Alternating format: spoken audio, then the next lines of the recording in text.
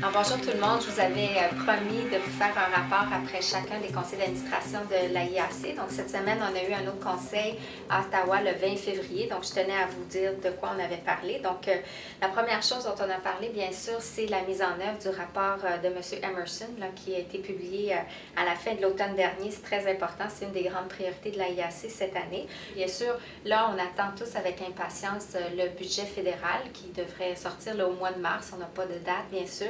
Alors, l'AIAC a déjà eu plusieurs rencontres avec des ministres et des gens dans leur ministère pour voir s'il allait peut-être avoir des choses du rapport Emerson qui allaient se retrouver dans le budget. Bien sûr, nos demandes comme la recapitalisation du programme SADI, j'oublie l'acronyme en français, mais tout le monde sait bien de quoi je parle, en modifiant bien sûr les termes et conditions pour que ça soit plus près de ce qu'on recherche comme industrie. On espère avoir un programme de démonstrateurs technologiques. On espère aussi qu'il y aura un accent sur plus de collaboration au niveau de la recherche et développement au niveau pan-canadien.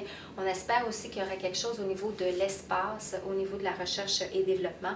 Et bien sûr, on espère que le budget inclura quelque chose là, pour dire que le gouvernement va poursuivre la mise en œuvre du rapport.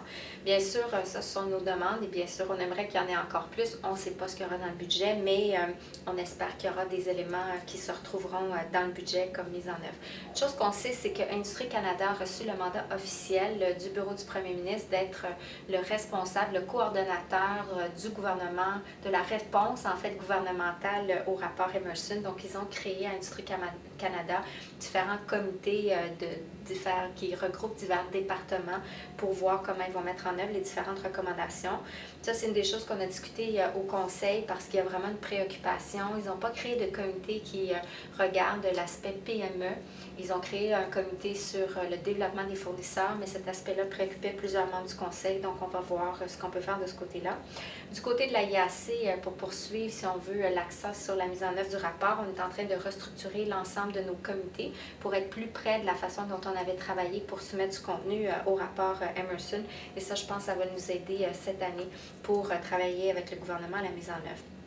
Une autre des choses dont on a parlé lors du conseil, c'est qu'il y a un autre rapport qui affecte notre industrie, qui a été publié la semaine dernière par Tom Jenkins. C'est un rapport qui porte sur le procurement, sur les dépenses qui sont faites en défense par le gouvernement canadien et comment on devrait mieux utiliser ces dépenses-là ou ces investissements pour développer l'industrie canadienne. Donc, bien sûr, ça ne concerne pas que l'aéronautique, mais un volet aéronautique intéressant.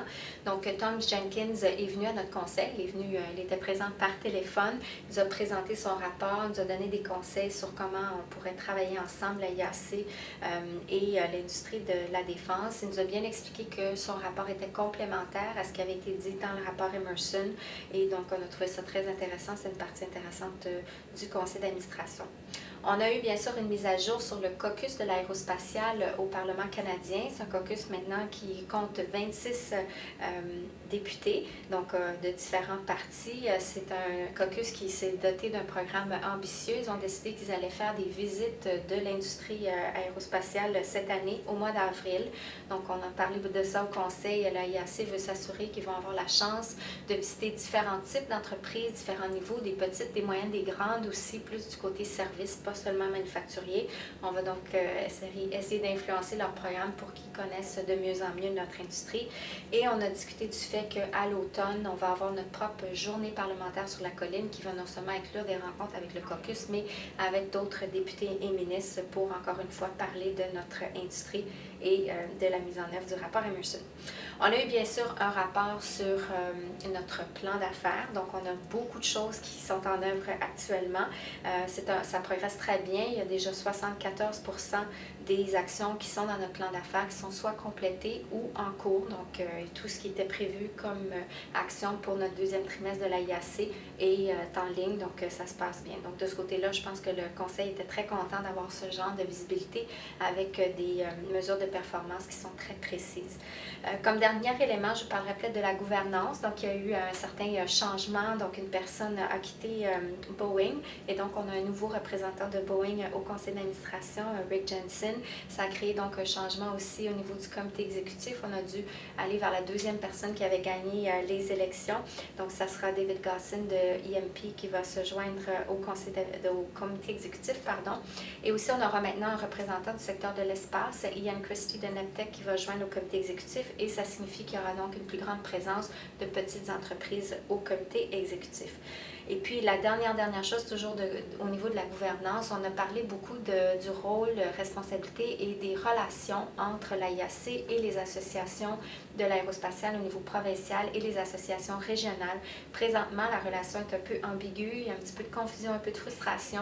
On trouve ça très important d'aller de l'avant avec un partenariat et on a décidé donc de créer un comité. Il y a eu 10 volontaires qui se sont, en fait 10 personnes qui sont portées volontaires pour siéger sur ce comité. Donc d'ici le mois de juin, on devrait avoir des recommandations et aller de l'avant avec une nouvelle façon là, qui sera beaucoup plus fluide avec les associations provinciales. Donc ça, je pense que c'est très encourageant. Alors voilà, c'est un petit résumé de ce qui s'est passé cette fois-ci au conseil de l'AIAC.